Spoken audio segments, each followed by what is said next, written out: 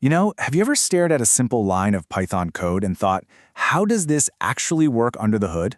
We write scripts every day, totally taking for granted that certain symbols and keywords just magically do what we want. But what if I told you there is zero magic involved? Seriously, by the end of this explainer, you're going to look at Python completely differently. Today, we're unlocking the hidden mechanics behind Python's everyday syntax. We're peeling back the curtain to look at the sheer power of Dunder methods, and we'll see exactly how you can hijack the rules of the language itself.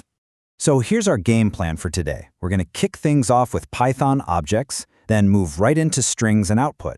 After that, we'll map out arithmetic and math, tackle indexing and lists, and wrap the whole thing up with contexts and iterators. Sound good? Let's dive right in. Okay, Section 1. Python Objects. The Magic Revealed. So, I want you to really think about this for a second. Imagine you have a variable with the string hello and another one with world. You slap a plus sign right between them and boom, you get hello world. We take this completely for granted, right? But why does that actually work? How on earth does a simple math symbol suddenly know how to glue text together?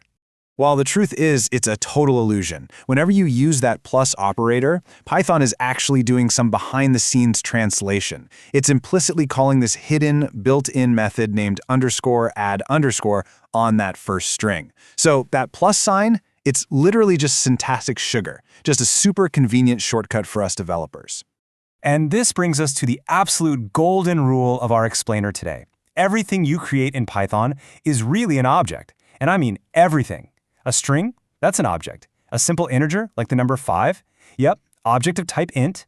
Actually, even a function that you write yourself is an object backed by the class function. Since everything is an object, everything has a class blueprint pulling the strings, dictating exactly how that object should behave when it hits Python's syntax. This is where Dunder, or magic methods, come into play. Dunder is just short for double underscore. These are special, reserved methods in Python that map directly to built-in behaviors. Now, you've probably used underscore init before, right? To initialize a brand new object. But underscore init is really just the tip of the iceberg here. There is this entire secret library of double underscore methods just sitting on these class blueprints, quietly waiting for you to use standard Python syntax so they can spring into action. Moving on to Section 2, Strings and Output. Let's fix how our objects represent themselves. Okay, we have all been here. You write this beautiful custom class. Let's say it's a counter to track a specific value. You create it, you increment it a few times, and then you excitedly print it out to the console just to check your work. And what do you get? Absolute gibberish. You get this ugly memory address that tells you literally nothing about the actual data inside your object. Why? Because Python inherently has no clue how you want your shiny new custom object converted into readable text. But we can fix this instantly with two essential Dunder methods. First up is the __ string method. When you pass an object into a print function, Python automatically hunts for this exact method. You can set it up to return a nice, human-readable string like count equals 2. But honestly, equally important for us developers is __ wrap, which stands for representation. So while __ string is for the end user, __ rep gets triggered when you use the repr function or when you're deep in a debugging session. You really want to write __ rep to spit out a developer-friendly string that explicitly lists the class name and its properties, something like counter value equals 2. Trust me, taking 2 minutes to implement both of these will save you massive headaches down the road. All right, Section 3, Arithmetic and Math. Time for some custom operations. So just like we saw the plus sign map to Dunder add, pretty much every standard math operator has a corresponding Dunder method. Subtraction uses Dunder sub, multiplication is Dunder mul, standard division uses trueDiv, and even that double equal sign for comparisons, that maps directly to Dunder equal. There are methods for greater than, less than, you name it. By defining these methods right inside your class, you are literally teaching Python how to do math with your custom objects. It's incredibly powerful. There is a catch, though. When you implement these math methods, let's imagine we're building an inventory system for a game and we want to add stacks of apples together. You have to write them safely.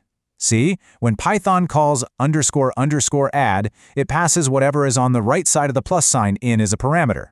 First things first, you need to use isInstance to verify that the right side object is actually another inventory item. I mean, you definitely wouldn't want to accidentally add an integer to an item object. Next, you've got to check their specific attributes. Make sure they have the same name, so you aren't literally adding apples and oranges. Finally, you return a brand new object with that combined quantity. Oh, and always raise a value error if the types don't match. That stops your program from crashing in weird, unexpected ways later on. Let's keep rolling. Section 4. Indexing and lists. Building custom data structures. Now, if you ever decide to build a complex data structure from scratch, maybe something like a linked list, you can actually make it feel 100% native to Python using these 5 critical methods. Check this out. When you use the len function, Python quietly calls _len. Grabbing an item using square brackets, that triggers _getItem. Assigning a new value calls _setItem. Deleting an index with the del keyword, you guessed it, _delItem. And honestly, this is my favorite one. When you write a statement like if item in my list, Python is silently calling the _contains method behind the scenes. By mapping your custom logic to these specific dunders, your unique linked list is going to behave completely identically to Python's built-in lists. Nobody using your code will even know the difference. Bringing it all home with Section 5, Contexts and Iterators. Let's look at advanced flow control. You've definitely seen the with statement before, usually for opening a file or maybe connecting to a database. The entire secret behind that secure, clean connection comes down to just 2 methods, __enter and __exit. The second you write a with statement, Python instantly fires the object's __enter method, which is where you typically log a message and return the active connection. But the real genius here is __exit. Python absolutely guarantees that the __exit method will run the moment that with block finishes. And yes, that includes if a massive, unexpected code exception happens right in the middle of your block. It ensures your database always cleanly disconnects and your resources are safely managed. It's essentially a failsafe built right into the syntax. And that perfectly sets up our final concept, which kind of blew my mind the first time I learned it: how a for loop actually works. A for loop isn't just native, untouchable magic. It's an automated sequence that is entirely managed by Dunder methods. Here's the breakdown.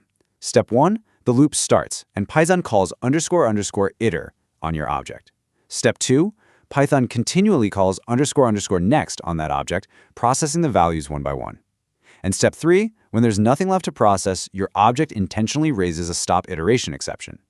The for loop actually silently catches this exact exception and uses it as the signal to stop. So really, a for loop is just an automated while loop driven by an intentional controlled error. How cool is that? So we have officially broken down the illusion. You now know that absolutely everything in Python is an object. Operators, list lengths, loops, context managers, it's all just syntactic sugar wrapping up these insanely powerful double underscore methods. By defining these methods on your custom classes, you're not just writing Python anymore, right? You are literally extending the language to bend to your exact will. So, I'm going to leave you with this final thought to chew on. Now that you understand the true mechanics hiding behind Python's syntax,